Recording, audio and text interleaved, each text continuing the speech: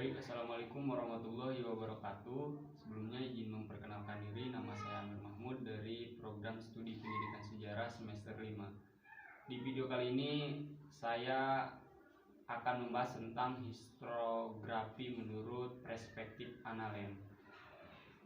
Mata kuliah historiografi dengan dosen pengampu Bu Ajeng Ginanjar MPD. Di sini saya akan menjelaskan tentang historiografi dari arti sempit dan arti luas. Nah, arti sempit perkembangan penulis sejarah dalam peradaban dunia. Namun dalam arti luasnya, perkembangan penulisan sejarah yang di dalamnya juga memuat teori dan metodologi sejarah. Sebenarnya ketika mempelajari historiografi, pada hakikatnya kita mempelajari sejarah. Penulisan sejarah di dalamnya terdapat perkembangan penulisan sejarah, pengaruh zaman dan lingkungan kebudayaan pada setiap penulisan sejarah, perkembangan penggunaan teori dan metodologi sejarah dan seni pengungkapan serta penyajian sejarah. Tentang memahami historiografi, di sini ada tiga pembahasan. Dalam memahami karya historiografi perlu dipelajari sifat dan hakikat lingkungan kebudayaan serta zaman sejarah itu ditulis. Yang kedua, pada hakikatnya historiografi itu merupakan representasi dari kesadaran sejarawan dalam zamannya dan lingkungan kebudayaan di tempat sejarawan itu hidup. Dan yang ketiga, maka itu historiografi senantiasa terpengaruh oleh lingkungan zaman dan kebudayaan semasa sejarah itu ditulis. Jadi ada tiga untuk memahami historiografi. Selanjutnya, pandangan menurut sejarawan. Di sini juga terdapat tiga, yaitu situasi zaman dan lingkungan atau kebudayaan. Yang keduanya mewakili zaman dan kebudayaan, dan yang ketiga adalah jiwa zaman, zeitgeist, sebagai pola pikir atau aliran ideologi. Nah, di sini historiografi itu mewakili jiwa zamannya dan kehidupan kebudayaan pada zamannya.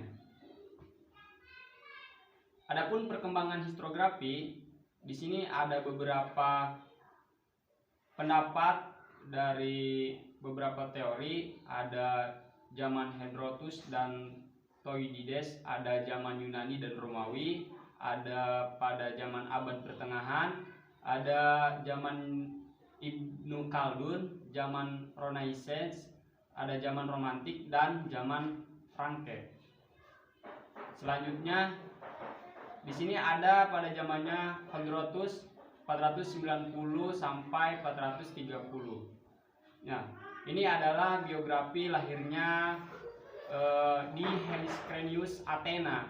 Karyanya itu adalah History of the Persian War from Persia, dan isinya adalah memuat secara komprehensif seluruh aspek aktivitas manusia dan studi kausalitas fakta objektif, komparasi, dan tulisan dan lisan. Adapun kelemahannya dipengaruhi oleh mitos, epos, rok, gaya, bahasa lisan. Dan selanjutnya di sini ada Thucydides 456 sampai 404. Ini adalah biografi lahirnya, dan karyanya itu adalah The History of Peloponnese War atau Perang Peloponnesia. Ini ada bentuknya dan kelemahannya. Dan kita lanjut.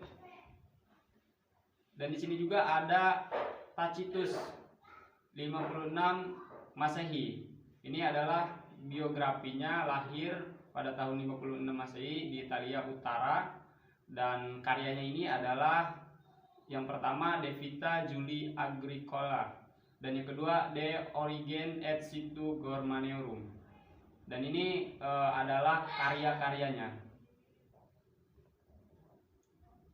Ini juga sama, masih karyanya. Dan di sini juga ada Augustinus 354 sampai 430.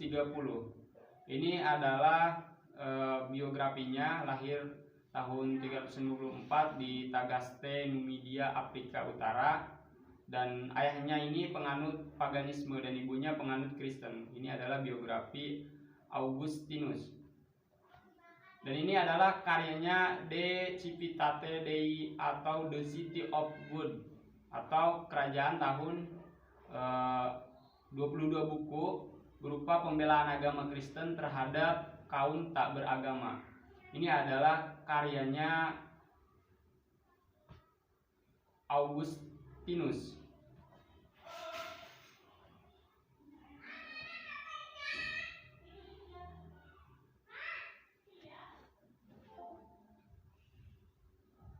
Kita lanjut.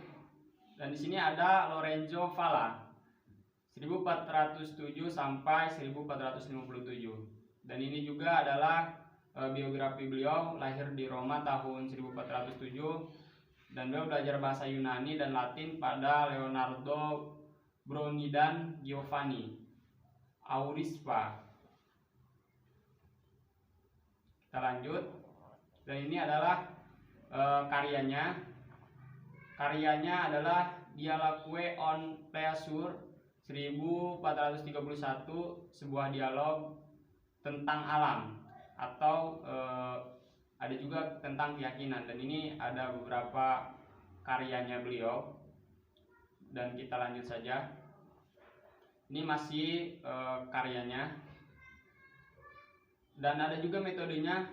Karyanya terlihat humanis, yang lebih mengutamakan peran individu atau manusia daripada kekuatan yang ada di luarnya. Jadi supranatural, sifatnya antroposentris.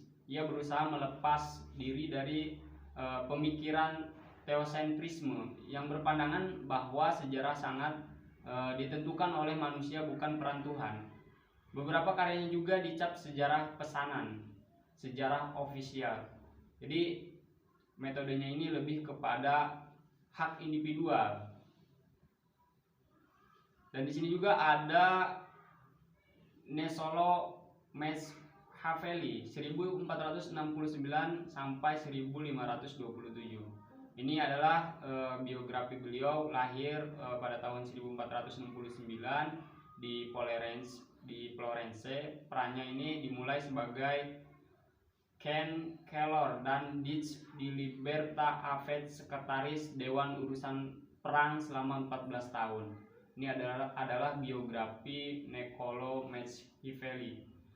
Dan karyanya itu yang pertama berisi tentang nasihat kepada setiap penguasa, bagaimana harus bertindak untuk tetap disegani rakyat.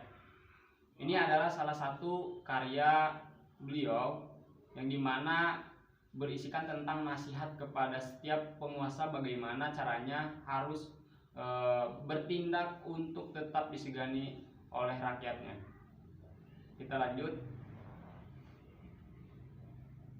Di sini masih karyanya beliau. Dan ada juga Jean Bodin, dan pada tahun 1530 sampai 1596. Sampai 1596, dan ini adalah biografi beliau.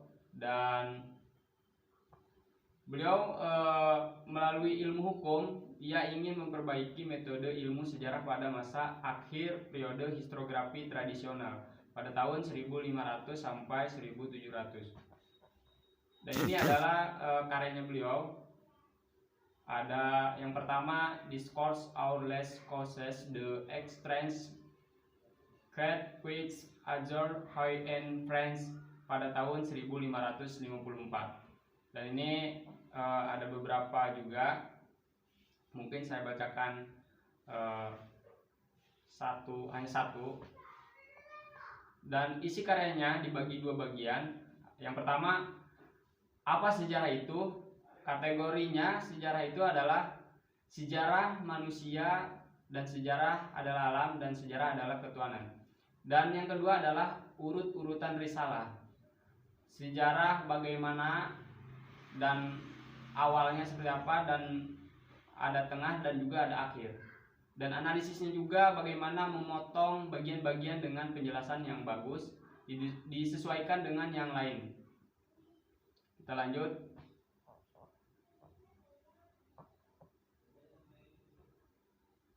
Dan di sini juga ada teori Ibnu Khaldun 14 sampai 15.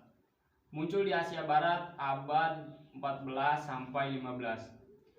Dia seorang sosiolog dan sejarawan yang menunjukkan teori dan baru dalam ilmu sejarah. Ia mulai menggunakan pendekatan multidimensional. Ia mengungkapkan fenomena sejarah dengan ilmu bantu sosiologi atau budaya. Ini dipandang suatu penyimpangan menurut beliau. Dan salah satu karyanya adalah Muqaddimah dan Al-Ibar. Menurutnya gerakan sejarah berpangkal pada kehendak Tuhan. Namun orientasi jalannya sejarah bukan untuk akhirat, tetapi untuk kehidupan duniawi. Dan itu adalah presentasi dari saya. Mungkin hanya itu yang bisa saya sampaikan, kurang lebihnya mohon maaf. Sakitu nudipikatu rampuranu kasuhun atur nun rahi dulur. Wassalamualaikum warahmatullahi wabarakatuh.